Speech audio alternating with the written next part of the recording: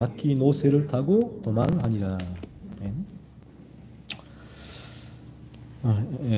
오늘 우리가 두 번째 주일로 이 성경에서 말씀하고 있는 죄, 인간의 죄에 대해서 계속 이 성경의 차례대로 사무엘하 13장에서 그 죄를 살펴보겠습니다. 그래서 여기서 말씀하고 있는 죄는 그야말로 성경의 기준이죠. 성경에서 말씀하고 있는 죄입니다.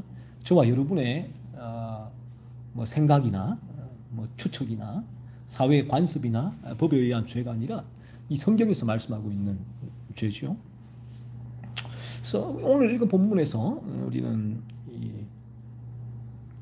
제가 늘 말씀드리다시피 이 구약 성경은 우리와 똑같이 죄로 물든 인간에게서 어떻게 이러한 죄의 열매가 맺히는 날을 실생활을 통해서 보여주고 있죠. 구약이라는 책이. 그래서 우리가 오늘 본문을 읽으면 죄로 물든 인간이 범하게 되는 오늘 이 두 가지 미움과 복수라는 죄를 직면하게 된단 말이에요. 그래서 우리가 이 성경을 계속 차례대로 쭉 바라보며 나아갈 때에 성경에서 말씀하고 있는 죄는 계속 반복이 될 수가 있죠. 계속 반복이 될 수가 있다. 그러면 반복이 되면 또 그 죄를 우리는 계속 다룰 거예요. 그래서 저는 이제 그 죄에 대해서 한번 들었으니까 그 미움과 예를 들면 복수의 죄 같은 걸 잘 아는데요. 더 이상 다루지 않아도 되는데요. 성경의 기록 목적은 이거예요. 저와 여러분이 얼마나 많은 이 성경과 교리의 지식을 이제 갖추게 하느냐가 아니거든요. 성경은 실제로 내가 이러한 죄에서 벗어나 있는가, 이러한 죄를 산 가운데 짓지 않고 살아갈 수 있는가, 살아가게 하는가, 그 목적이 있단 말이에요. 그렇다면 이러한 죄가 계속 성경에서 이제 반복이 될 때 저희는 이 진리를 통하여 바라보게 되죠. 바른 진리가 우리 가운데 역사하게 된다면, 야, 나에게 또 이 죄가 일어나는구나. 만약에 지난주에 미움의 죄를 성경에서 다룰 때에 우리가 봤고, 또 이번 주에 또 미움의 죄를 보게 된다면, 이 미움의 죄가 지난주 살펴봤지만 계속해서 내 안에 이 죄가 올라오는 걸요.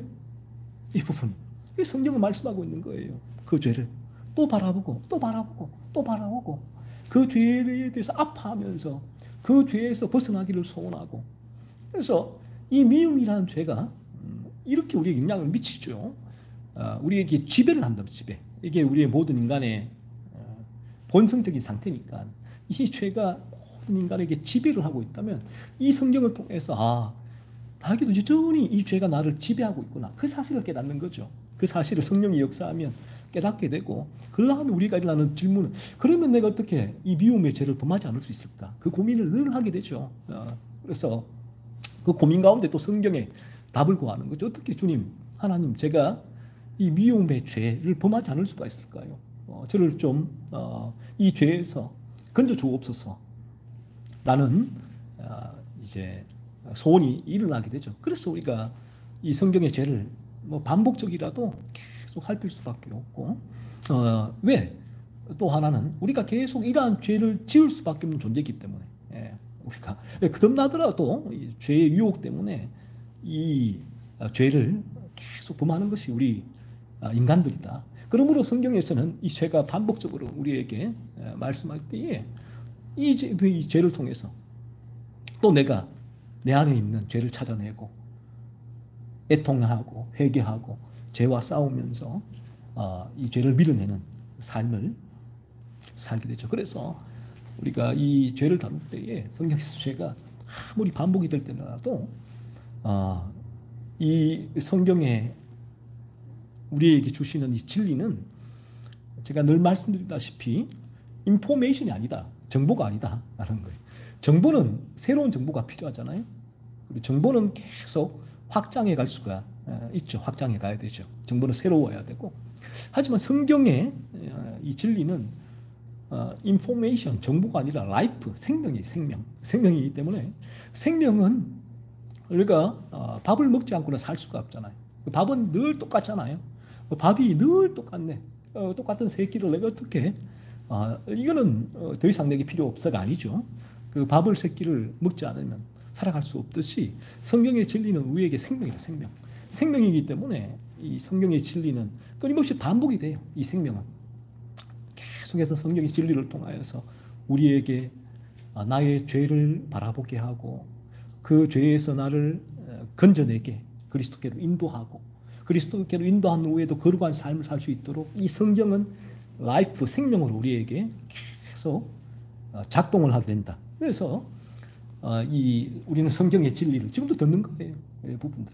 그래서 우리가 이 진리를 들을 때 단지 이 성경의 진리가 나에게 교리적인 지식이고 또 성경의 진리가 좀 뭔가 새로운 정보를 원한다면 이것은 옳지 않은 자세다, 태도다, 바르지 않다. 성경을 바라보는 방식이 우리는 성경을 통하여 생명에 관련된 부분을 생명을 다루고 있죠.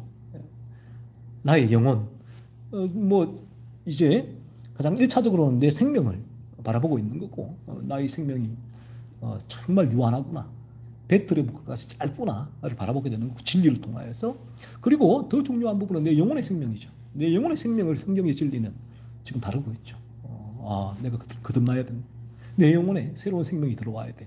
그리고 이렇게 내 영혼이 거듭나게 되어지면 저 영원한 천국, 영원한 생명을 우리가 얻게 되죠. 그래서 우리는 이 성경의 진리가 단순히 교리 공부나 성경 공부나 어떤 나의 지식을 공고히 하고 확장하는 차원이 아니다. 절대로 아니고 이 부분은 저와 여러분의 생명에 관계된 부분이기 때문에 우리는 이 진리 앞에 서는 거고 그러므로 이 진리는 끊임없이 이 생명이죠. 생명은 끊임없이 반복이 돼요. 반복. 계속. 이 진리는 사실은 단순하죠. 성경의 진리 얼마나 단순합니까?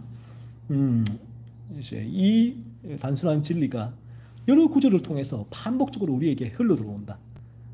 이미 내가 여러분들도 아시다시피 이미 이 교리는 다 아는데 그러면 왜 우리가 말씀 앞에 서야 되냐? 읽을 이유가 뭔가 했을 때에 이 성경은 여러 66권의 책을 통하여 이 동일한 교리를 다양한 방식으로 이 진리를 우리에게 흘려보내고 있죠. 그래서 이 생명이 그러므로 여기는 생명이기 때문에 성령이 역사하게 되고 성령의 역사는 우리에게 이 생명에 영향을 미치게 되죠. 그래서 우리가 이 진리 앞에 덜 서게 되고 또 우리에게 이 진리가 바르게 작동되어지면 이러한 반복되어지는 진리 앞에서도 오히려 이 반복되어지는 진리가 우리에게 기쁨을 줘요. 여러 다양한 구절을 통하여서 동일한 진리가 흘러들어올 때 이 생명이 진리가 생명이기 때문에 우리의 심령에는 기쁨이 흘러오게 되죠.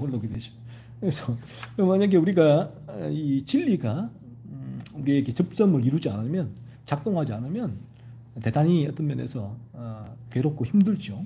이런 진리가 생명으로 다가오지 않으면 이 부분이 나의 생명이 되지 않으면 상당히 이제 나에게 아무런 그 영향을 미치지 않는 사실 이성의 영역에 있는 것이기 때문에 대단히 힘들죠. 우리가 강의를 들을 때도 힘들지 않아요? 몇 시간씩 들으면 똑같은 역사다. 이 역할이다. 그래서 로이드 존스 목사님은 이렇게 얘기를 해요.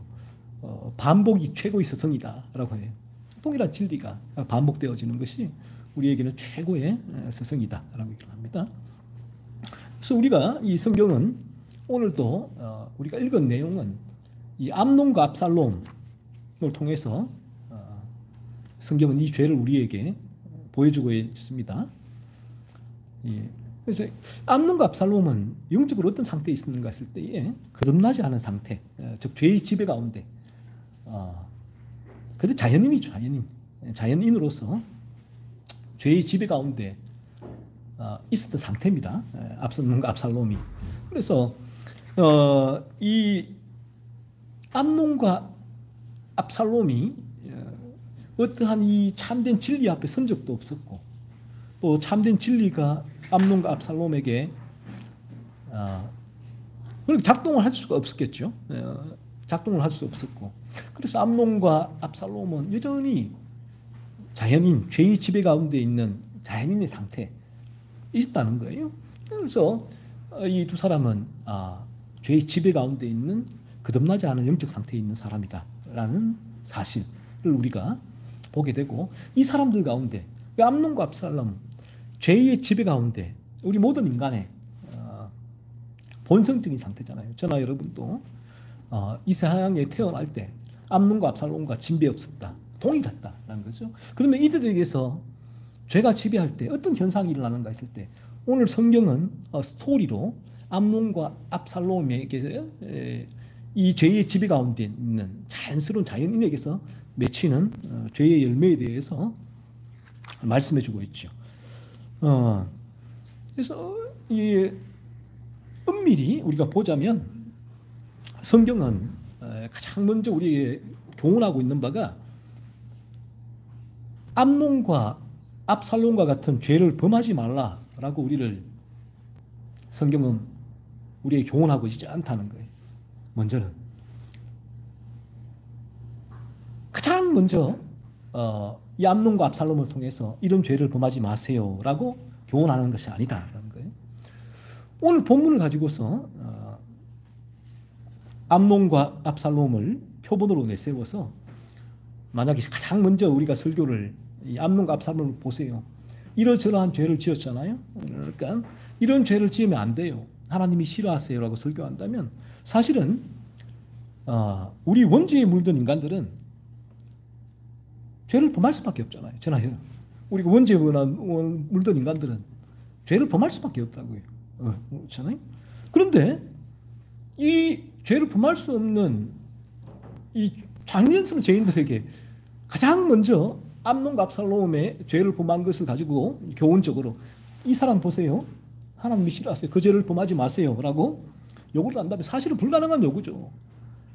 그 설교를 듣자마자, 그러니까 이 설교를 잘 하시는 분들, 우리가 흔히 말하잖아요.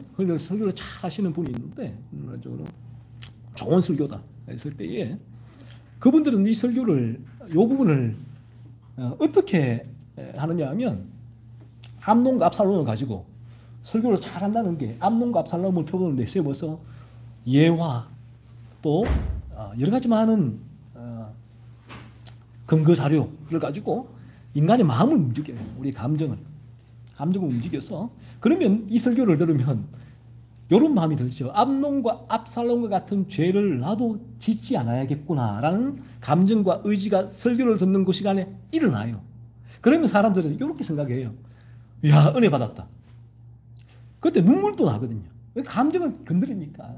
그러니까 설교를 잘한다고 해요. 일반적으로 그런 분들이, 잘하는 분들 있잖아요. 한국의 4대 설교가들 정말 잘해요. 그분들 설교 들어보면 잘한다, 이런 의미예요. 어떤 논리적으로 하는 게 아니라, 물론 논리적인 것도 있지만 인간의 감정과 의지를 건드린단 말이에요. 그러면 그 순간 그 설교 들을 때 인간은 그래, 암논과 압살롬과 같은 죄를 짓지 않아야지, 하나님 저를 용서해 주세요, 저 그런 죄를 짓지 않을게, 눈물을 흘리면서 그 시간, 설교 시간에 결단을 해요. 결심을 하게 해요. 그러니까 이 사람들은 그 설교를 마치고 나면 뭐라고 할까요? 은혜 받았습니다 라고 해요. 이걸 은혜라고 생각한단 말이에요. 자, 그런데 이분들이 그 예배당 밖을 딱 벗어나면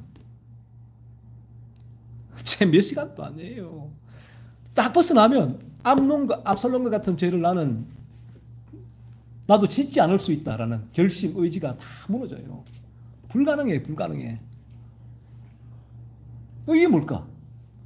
그렇게 설교를 했는데, 하라고 하시는데, 내 그런 결심과 눈물을 흘렸는데.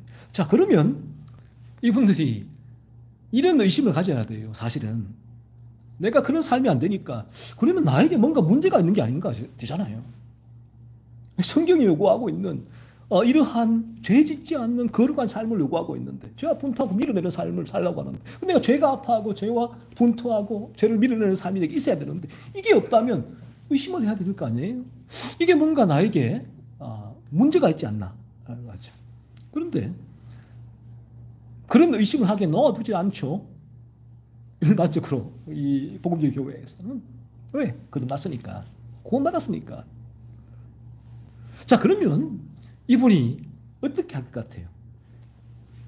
이런 설교를 듣고 감정과 의지가 일어나서 결단과 결심을 하고 그렇게 살아야지, 눈물 콧물 흘리면서 회개를 하고 세상에 나갔는데, 딱 그때부터 이 삶이 불가능하다는 것을 알게 될 때에 이분은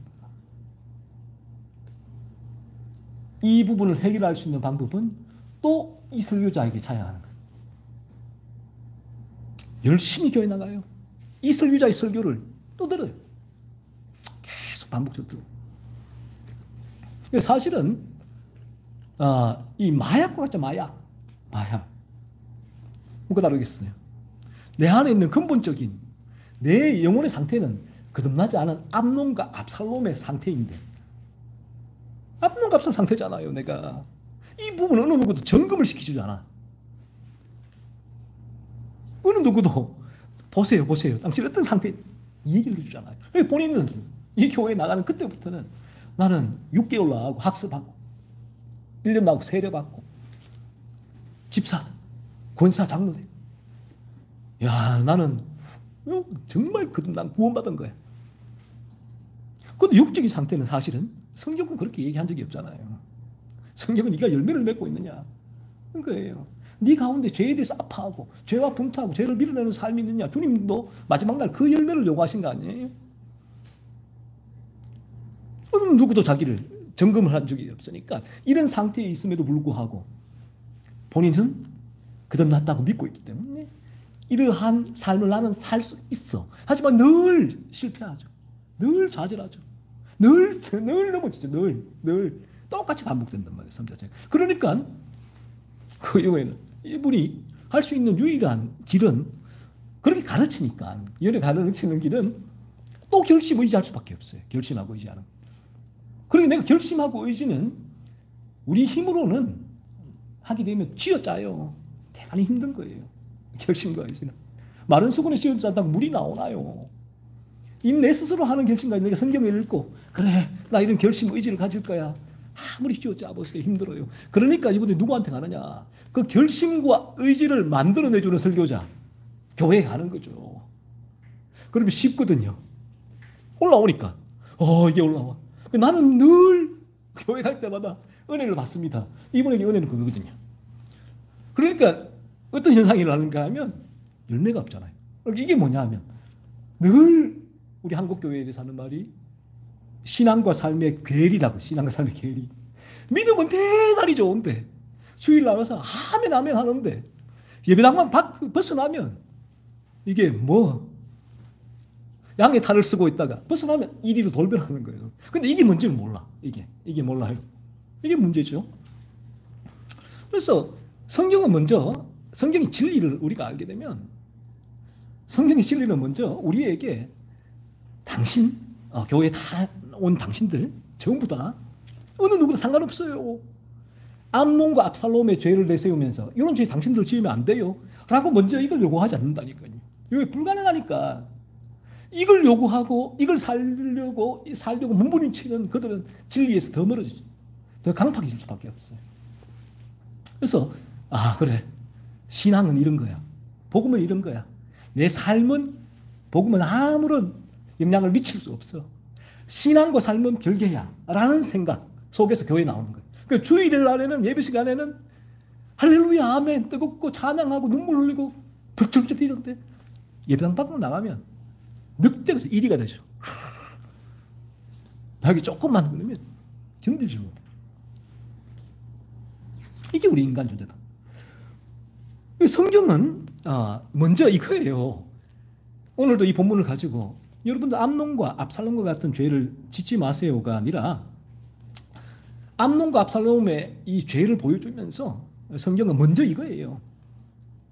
저나 여러분도 암논과 압살롬과 같은 죄를 범할 수밖에 없는 존재예요. 그걸 알려주는 거예요. 성경은 먼저 그걸 알려준단 말이에요. 암논과 압살롬, 그러니까 나는 달라야지가 아니라 나는 다른 삶을 살 수가 있어. 그런 결심을 막 감정을 자아내서 의지를 결단을 하게 만드는 것이 아니고, 성경의 바른 진리는 먼저 우리는 다 암논과 압살롬 손가락질 하지 마세요. 손가락질 하지 마. 가늠한 여인에게 돌로 치려고 할 때에 죄 없는 자가 돌로 치라. 주님이 그 말씀했잖아요. 똑같아. 그거거든요. 성경의 첫 번째 진리는 그거란 말이에요. 그걸 우리에게 암논과 압살롬을 통하여 먼저 보여준다. 아, 나도 똑같은 존재구나. 나도 이런 죄를 범할 수밖에 없는 존재구나. 내가 암논과 압살롬도 나한테 아무것도 없구나. 이게 죄를 깨닫는 사람의 이 사람을 말하는 방식이에요.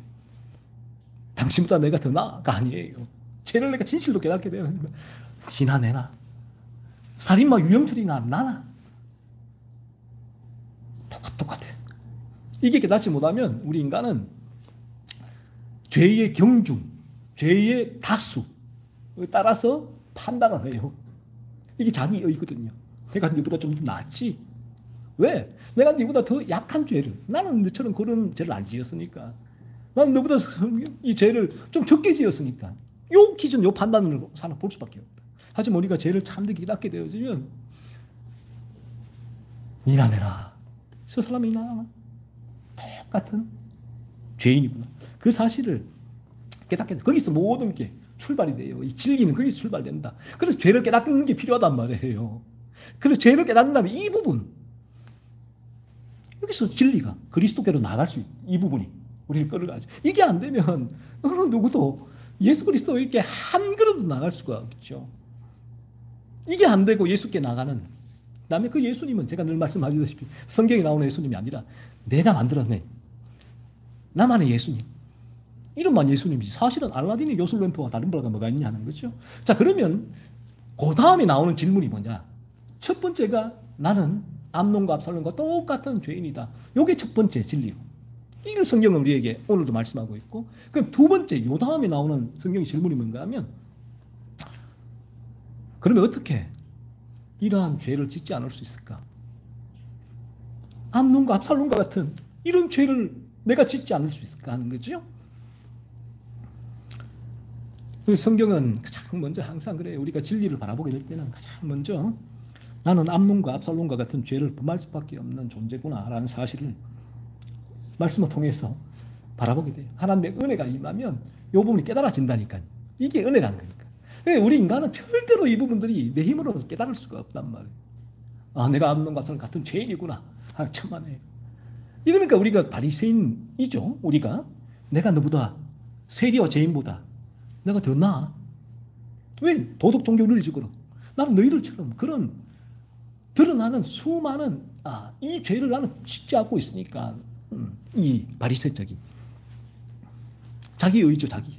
그런데 진리가 들어오면 어느 순간, 그래서 우리가 죄에 대한 진리가 중요한 게 이거라는 거예요. 죄에 대한 진리는 이 암논과 압살롬처럼 죄 몇 가지를 해놓고 너 이 죄를 지었어 안 지었어? 라고 추궁하는 것이 아니다 라는 거예요.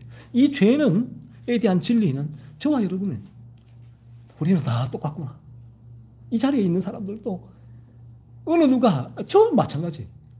제가 여기 어느 누구보다 더 나았거나 한 그런 고상한 존재가 아니구나. 우리 모두는 똑같은 출발지죠. 똑같은 죄악된 본성을 가진 암논과 압살롬과 같은 존재구나 라는 사실을 성경역에서는 진리를 통하여 깨닫게 하시지요. 그래서 이게 깨달아지는 기적이다 난 거예요. 그래서 이 부분이 깨달아지게 되면 그때부터는 죄가 거슬리거든요. 이거 죄가 신경이 쓰인단 말이에요. 죄가 불편해지죠. 그러니까 나를 힘들게 하니까 이 죄가. 그러니까 그 다음에 나오는 질문은 자연스럽게, 그러면 어떻게 하면 내가 이 죄를 짓지 않을 수가 있지? What shall I do? 형제들이 우리가 어찌 알고? 안 그렇죠? 그래서 이제 성경을 통해서 우리가 내 자신의 죄를 보게 될 때, 죄를 이렇게 암논과 압살롬의 그 죄를 통해서 이 성경 하나님의 기준이죠. 거룩의 기준 바라보게 될 때 어느 순간 그때 성령이 역사하시게 되면 이 죄가 깨달아지게 돼요. 그 죄가 깨달아진다라는 것은 어떤 의미인가 하면 머리로 죄를 아는 것이 아니고 이 죄가 깨달아지는 그 순간부터는 어느 순간 죄가 미워지게 돼요. 싫어지게 되고 죄에서 벗어나고 싶은 마음이 생겨나게 된다 하는 거예요. 그래서 죄를 각성하게 된다고 하는 것입니다. 그러면 이제 죄를 깨닫게 되어지는, 각성하게 되어지는 그 순간부터 이제 이 사람은 이런 물음을 하게 돼요. 그러면 나는 어떻게 이 죄에서 벗어날 수 있는가? 암논과 압살롬이 저지른 죄를 범하지 않을 수 있는가라는 그 물음을 계속 던지게 되지요. 하지만 이 죄를 깨달은 상태에서는 이 죄가 깨달아는 졌지만 이 죄에서 내가 벗어날 수 없구나라는 사실을 더욱 확실히 깨닫게 돼요. 암논과 압살롬, 이 죄 나에게도 있구나. 나도 동일한 죄인이구나. 이 죄가 싫어지고 미워졌어. 어떻게 벗어날 수 있을까? 라고 내 마음에 그 물음이 일어나고 여기에 대해서 고민하면 할수록 벗어나려고 몸부림을 치면 칠수록 우리에게 죄의 올무는 더 강하게 우리를 옥죄어 와요. 올무에 걸린 노루가 몸부림치면 치듯이 칠수록 그 올무가 그 노루의 목을 조이듯이 죄를 깨달은 사람은 이와 같아요. 죄의 올무가 죄를 깨닫지 못했을 땐 차라리 내 탐욕대로 살아가니까 아무런 문제가 없는데 죄를 깨닫게 된 그 시점부터는 어떻게 하면 여기서 내가 벗어날 수 있을까? 너무 싫으니까, 너무 죄가 미우니까 하나님이 기준에서. 그래서 이 죄에서 벗어나기 위해서 몸부림을 치는데 이 죄의 올무는 더 우리의 목을 옥죄어 온다. 그래서 이 사람은 끝내는 내 힘으로는 내가 발부둥 치면 칠수록 이 죄의 올무가 나를 또 옥죄는구나. 내 의가 무너지는 거예요. 내가 하면 할수록 다 무너지는 거예요. 그래서 이 사람은 고전까지는 금식하고 기도하고 청교도 서적 읽고 이런 진리 앞에 서고 계속 열심히 나온다고요. 이 죄에서 벗어나기 위해서. 그런데 요걸 깨닫는 순간부터 내 힘으로는 불가능하구나. 그때부터는 기도, 청교도 서적, 금식이 아니라 이게 아니라 오직 예수 그리스도의 십자가, 그 십자가 밖에 보이질 않게 돼요. 그래서 그는 십자가, 주님을 깨닫고 믿게 되는 거죠.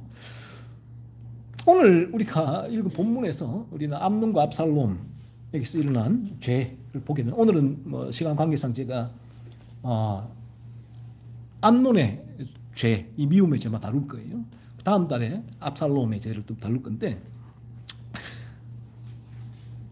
우리 죄의 지배 가운데 있는 인간, 자연인이죠. 저희 모두가 죄의 지배가 태어났으니까 그런 인간은, 모든 인간은요, 이 미움이죠. 미움. 이 미움을 하나님 앞에서의 죄로 여길 수가 없어요. 미움을. 왜? 본성상 자연스러운 거니까. 미워해야 내가 사니까. 미워하지 않으면 우리 자연인은 죽어요. 죽어. 이 미움을 안 한다는.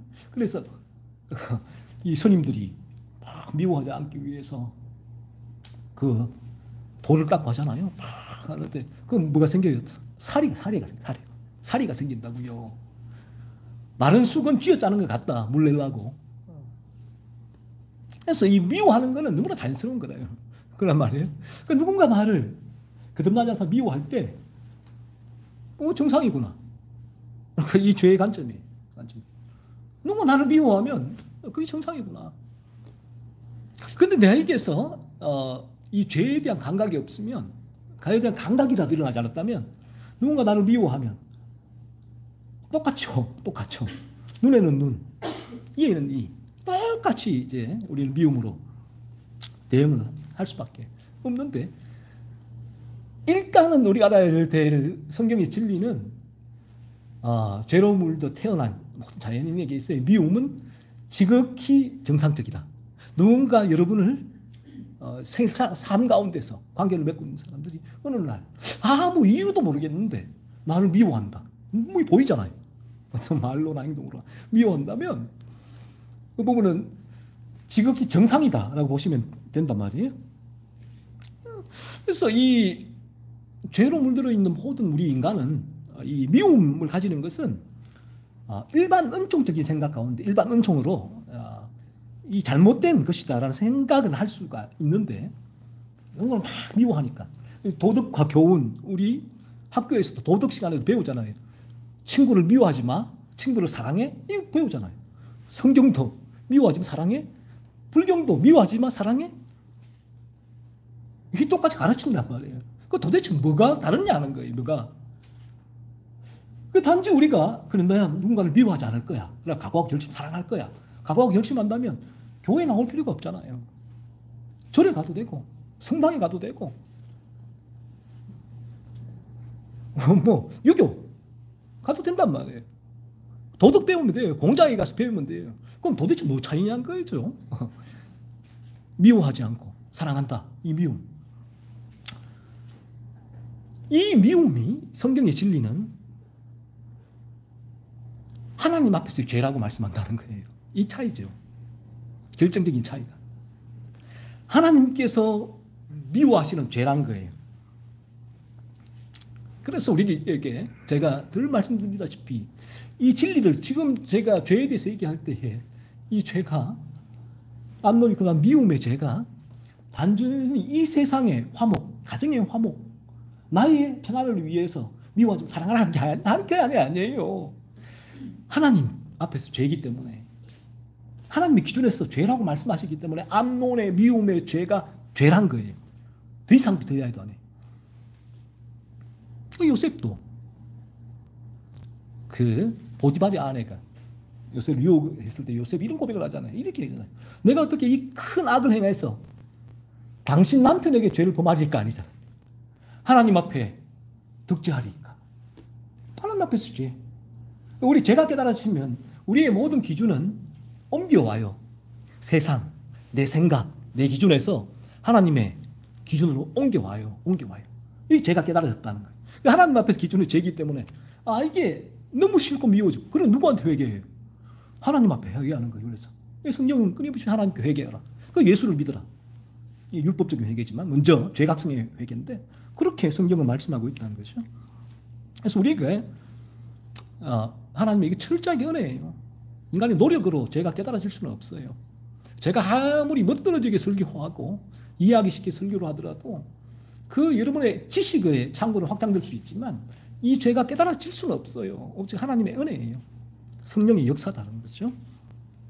그래서 이게 죄가 깨달아지면 하나님의 거룩이 죄의 기준이 되고 하나님께서 이제는 죄라고 하신 걸 나도 죄라고 보는 거예요. 이게 죄가 깨달아졌다. 하나님께서 죄라고 하신 걸 나도 죄라고 본다.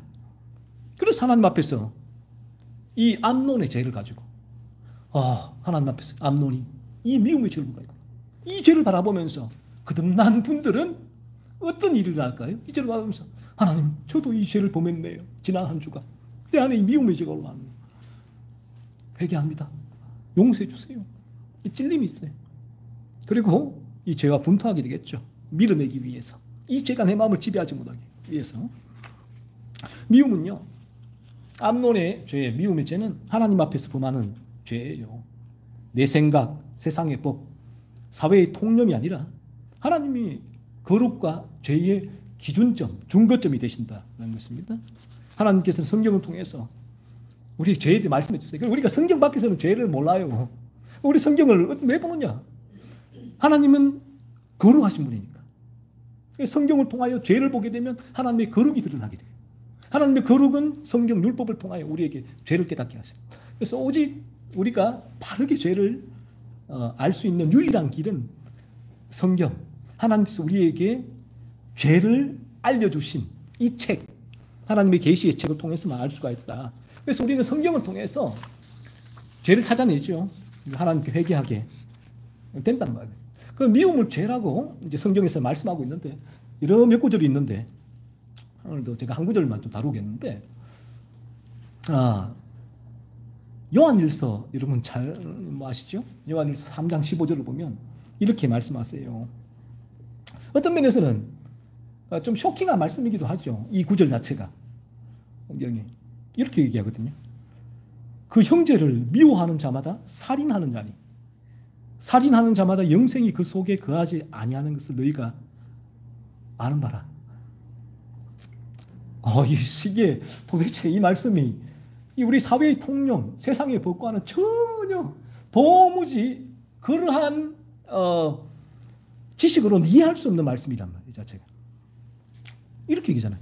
그 형제를 미워하는 자는 살인죄를 범하는 것이다. 하나님의 기준이거든요. 이 말은 뒤집어 보면 이런 말이죠. 하나님께서는 미움을 살인죄로 보신다는 거예요. 내가 누군가를 살해하는 거나 내가 누군가를 미워하는 거나 하나님은 똑같이 보신다. 세상은 다르죠. 세상은 내가 아무리 누군가를 미워해도 그 사람에게 상해를 입히거나 그 사람 죽이지 않으면 세상은 아무런 문제가 없다고 봐요. 무슨 살인죄예요.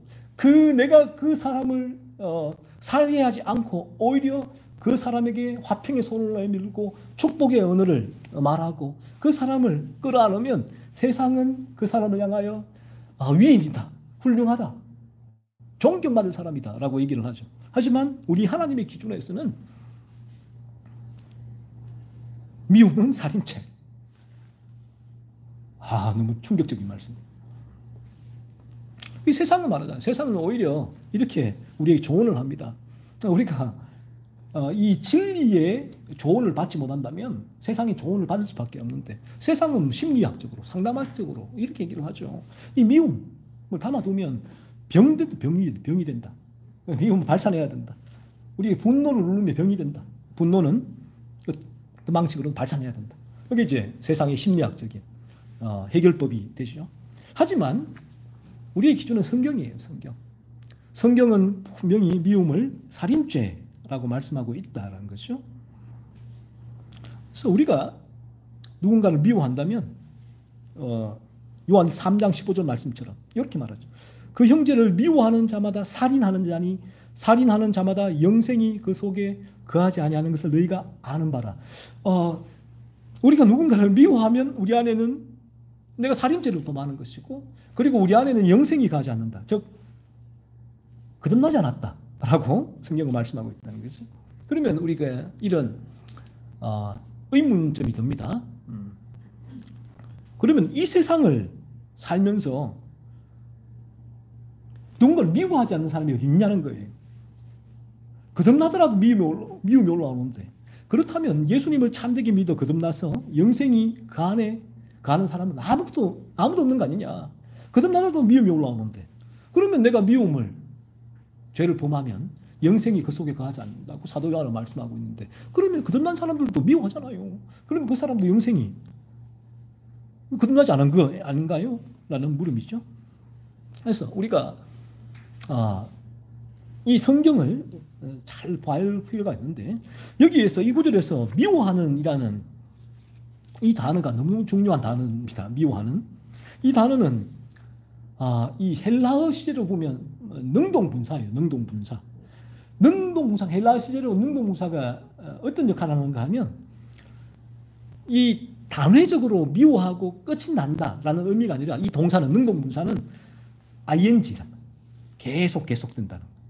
자, 그러면 요한 3장 15절에 미워하는 이 능동분사로 쓰였다면 이 부분이 이 성경에서 말씀하고 있는 바는 어떤 사람이 그 마음에 미움이 계속 지속된다면 ing란 말이에요. 미움이 지배하고 있다면 그 사람은 지배하고 있다는 거예요. 그렇다면 그 사람은 영생이 없다. 그 안에는 거듭나지 않았다라는 거예요. 이 죄의 지배에 대해서 하고 있는 말씀이지. 계속해서 지배하고 있는 상태를 말하고 있는 것이죠. 그러니까 우리가 이 죄로 물든 이 상태 가운데 있으면 어쩔 수 없이 우리는 이 죄의 지배를 받게 된다. 이 미움의 지배를 받게 된다는 거죠. 그래서 우리가 자연인 이 죄로 물든 상태에 있으면 우리가 누군가를 향하여서 미움이 올라오잖아요. 미움이 올라올 때에 만약에 우리가 이 죄를 각성하지도 못하고 그러나 거듭나지도 않은 상태라면 그러면 이 미움을 하나님 앞에서 죄를 바라볼 수가 없어요. 바라보지를 못해요. 이 미움을. 세상적으로, 사회적으로, 종교적으로, 도덕적으로, 윤리적으로는 미워하면 안 되지라는 생각을 가질 수 있지만 이 미움을 하나님 앞에서의 죄로 바라보지 못한다. 깨닫지 못한다는 거예요. 그래서 이제 이 미움의 죄와 분통하면서 이 미움을 밀어낼 동력이 없죠. 왜 그럴까요? 미움이 이 사람의 마음을 지배하기 때문에 그렇습니다. 따라서 이 죄의 지배 가운데 있는 사람은 미워하는 대상을 이 지속적으로 미워하게 된다. ing. 미움이 지배를 받게 되니까. 그렇죠? 하지만 우리가 참 놀랍게도 하나님 은혜죠. 은혜로 어느 순간 이 죄에 대한 진리죠. 성경의 진리. 하나님께서 죄라고 말씀하시고 진리를 통해서 나의 죄악된 상태를 깨닫게 되고 그리고 이 상태 건진받기 위하여 그리스도께 나아가서 우리의 영혼이 거듭나게 된다. 거듭나게 되어지면 놀랍게도 이 부분이 믿어질는지 모르시겠지만 우리에게는 원수가 존재하지 않게 된다. 원수. 로미오와 줄리엣 같은 원수가 존재하지 않는다는 거죠. 미움이 거듭나게 되어지면 미움이 죄유혹으로 올라올 수는 있어요. 그래서 저도 마찬가지지만 얼마나 이게 우리가 연약합니까? 늘 이 땅 가운데 이 죄 유혹 때문에 내가 연약한 존재임을 확인하게 되죠. 얼마나 많은 죄가 유혹이 올라오게 되는가 하는 것이죠. 하지만 이 죄 유혹이 올라오고 나는 참 연약하구나. 아파하고 애통해하고 또 내게서 이러한 죄가 솟구치는구나. 하지만 그는 이 죄가 그를 지배하도록 이제 놓아두지는 않겠죠. 이제는. 왜? 죄가 지배하지 않으니까.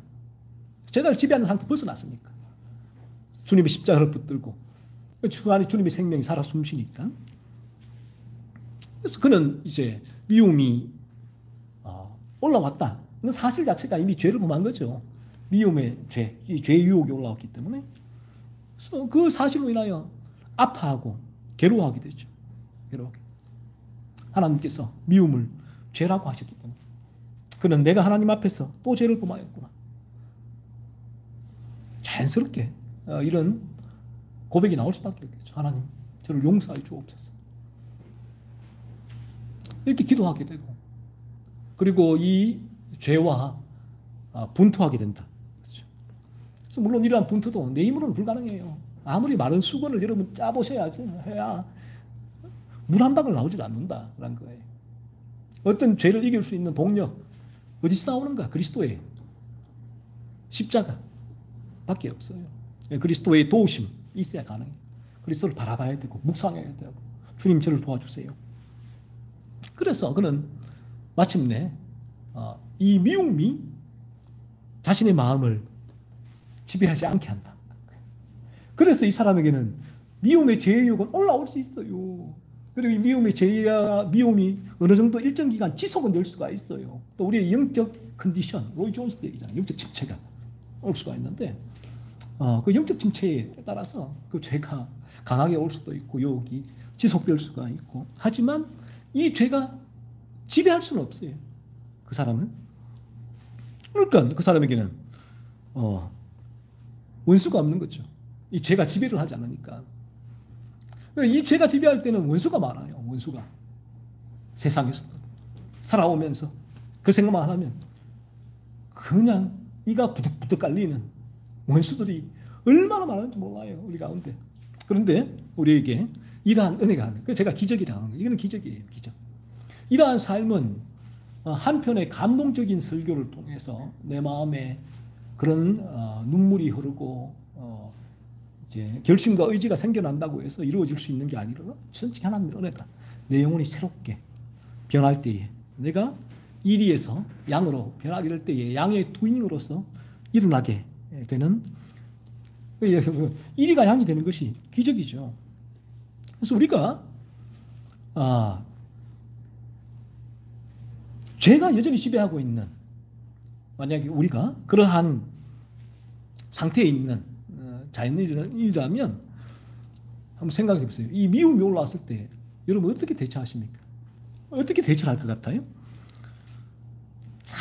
자연스러워요. 이 성경이 가르치는 진리란 말이에요.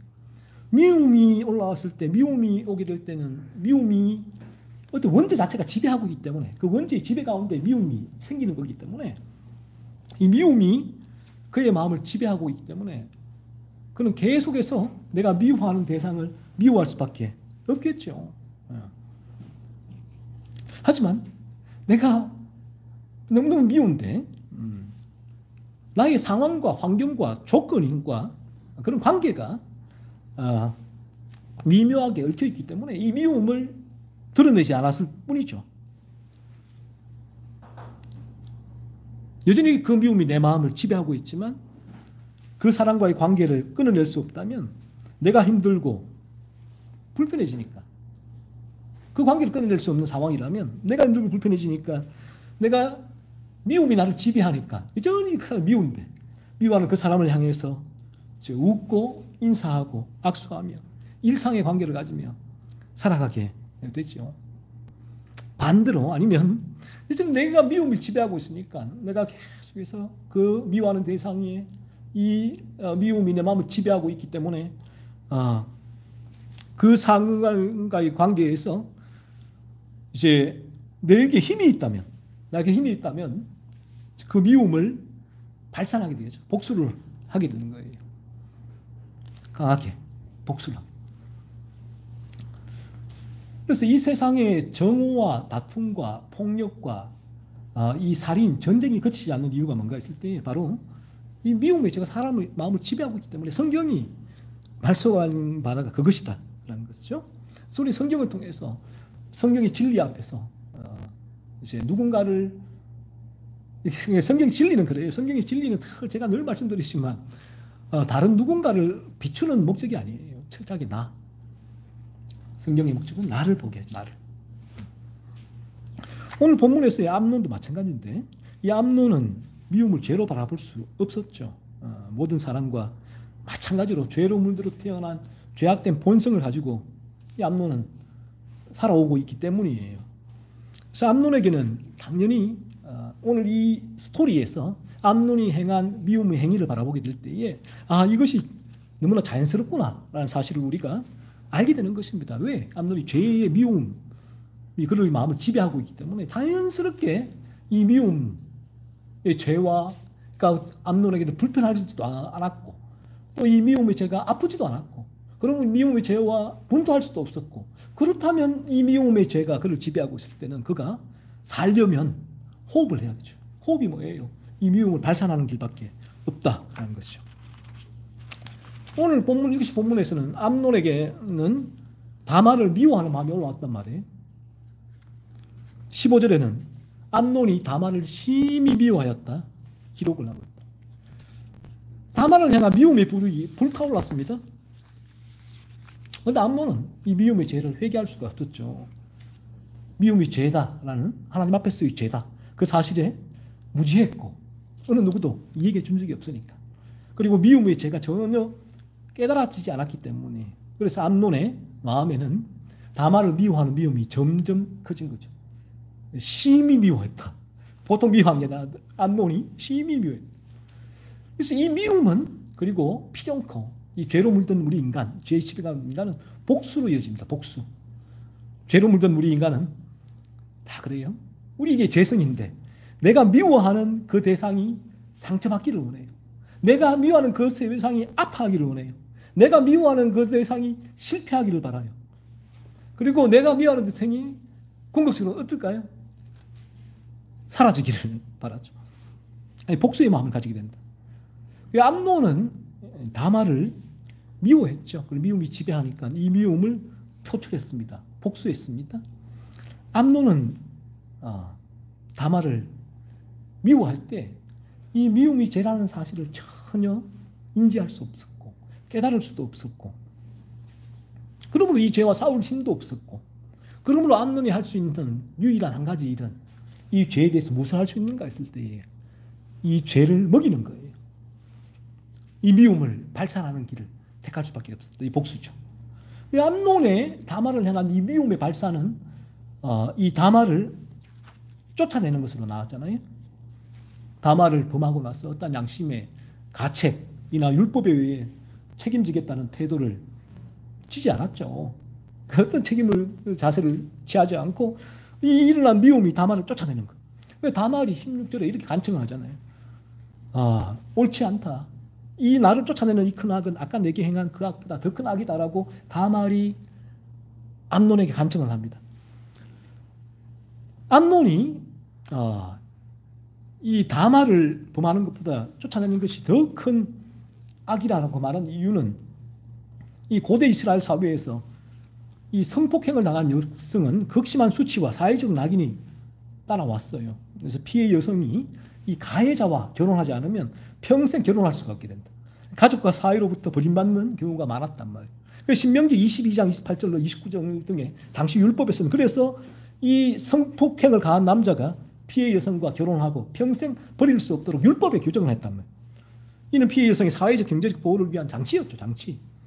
그래서 암논이 다말을 강제로 욕보인 것도 큰 범죄였지만, 율법을 어기는 범죄였지만, 그 후에 다말을 쫓아내는 행위는 이 다말을 완전히 사회적으로 고립시키는 평생 지옥 속에 만드는 범죄였다. 더 큰 범죄였다라는 거죠. 그래서 왜 암논이 이런 일을 행합니까? 다말에게? 미움. 이 미움이 지배를 하고 있습니다. 그래서 다말을 향한 암논의 이 미움을 발산하는 잔인한 복수로 이어졌죠. 항상 미움과 복수는 같이 가게 된다라는 거예요. 그래서 우리가 시간이 많이 가서 좀 다 스킵하고 제가 좀 마무리를 하겠는데, 다음 달 이 시간에 계속해서 조금 나머지를 제가 좀 다루도록 하겠습니다. 그래서 이제 우리가 참 진리를 접하고 죄를 깨닫고 주님께 거듭나게 되어진다면 우리는 죄에 대한 고통을 느끼게 되죠. 이 죄가 뜨거워져요. 뜨거운 불덩이를 같단 말이에요. 뜨거운 불덩이를 쥐고 있는 겁니다. 그래서 누군가를 미워하는 것 자체가 대단히 힘들고 아프고 고통이 된다. 이 죄가 깨달아지고 거듭나게 될 때는, 그래서 우리는 이 죄를 하나님 앞에 가지고 나가서 회개하게 되고 내 마음속에 살아계시는 주님의 도움을 받아서 이 죄와 분투하고 이 죄를 밀어내는 삶을 살게 되는 것입니다. 따라서 우리가 저나 여러분이 이처럼 우리가 죄를 깨닫고 회개하고 참되게 예수님을 믿어 거듭나게 되어진다면 우리에게는 원수가 존재하지 않게 된다. 그래서 그 마음에 평안이 찾아오게 된다는 거예요. 저는 이 시간 우리 모두가 이런 놀라운 은혜를 드리기를 소원해요. 이 부분이 단순히 내가 교리적이고 지식적인 영역이 아니라 실제로 우리 가운데 일어나는 일들이다. 이 부분이 실제다라는 거예요. 오늘 말씀을 통해서 저와 여러분에게는 이 미움이 어떻게 작용하고 있는가를 한번 점검해 보기를 원해요. 진리죠. 하나님의 진리를 가지고 나를 살펴보는 거죠. 만약에 암논과 같이 미움이 내 마음을 지배해서 내가 이 미움을 표출하고 있다면 미움에 대해서 아무런 큰 불편함이 없고 애통이 없고 찔림이 없다면, 그래서 이 미움이 지배되고 이 미움을 복수로서 내가 표출하고 있는 그러한 삶이라면 나는 거듭나야 할 필요가 있구나라는 사실을 확인하기를 바라요. 이 시간. 그리고 자신의 죄를 살피는 가운데 여러분의 죄가 깨달아지는, 나의 죄인됨이죠. 깨달아지는 은혜를 달라고 하나님께 간구하시기를 바라요. 그래서 이 죄가, 내가 죄로 물든 이 상태가 나를 그리스도의 십자가 앞으로 인도해 달라고, 나를 죄로부터 건지시는 주님을 믿을 수 있게 달라고 간구하기를 소원해요.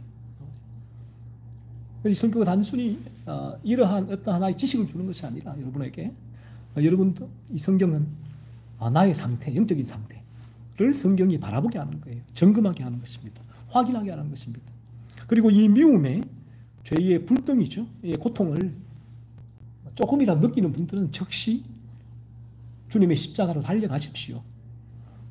여러분을 죄로부터 건지신 십자가에 달리신 주님만이 저와 여러분을 이 죄로부터 건져내실 수가 있으세요.